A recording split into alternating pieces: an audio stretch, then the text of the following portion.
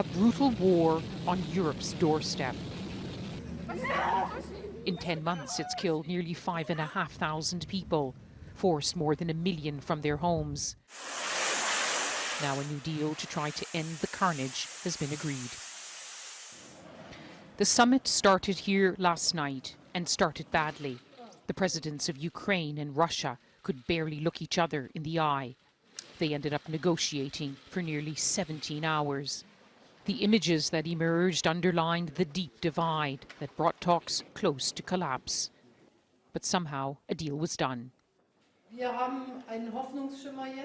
We now have a glimmer of hope. We have agreed on a comprehensive implementation of the Minsk agreement. But of course, concrete steps have to be made and we will be facing big hurdles. But on balance, I can say that what we've achieved today gives us more hope than if we hadn't achieved anything at all. This new agreement to end the fighting in eastern Ukraine includes a ceasefire starting Saturday night British time, the withdrawal of heavy weapons, and importantly, the release of prisoners. And it also mentions constitutional reform to give eastern Ukraine more autonomy. Never had the Russian leader negotiated so long. When he emerged, he admitted, "It was not the best night of my life." And yet a lot of hard bargaining still lies ahead. We have issues concerning border problems and with agreement with the separatists and the militia in the Donbass. Humanitarian issues. The talks here in Minsk were exceptionally tough.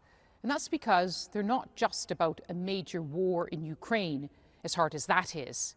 But there's another significant political battle at play here, as the nations of Europe and Russia struggled to defend their competing strategic interest in the most sensitive of regions.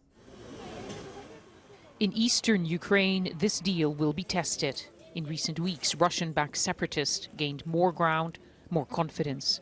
It's still not clear where the line will be drawn between their territory and the Ukrainian governments, and whether it will still be drawn in blood.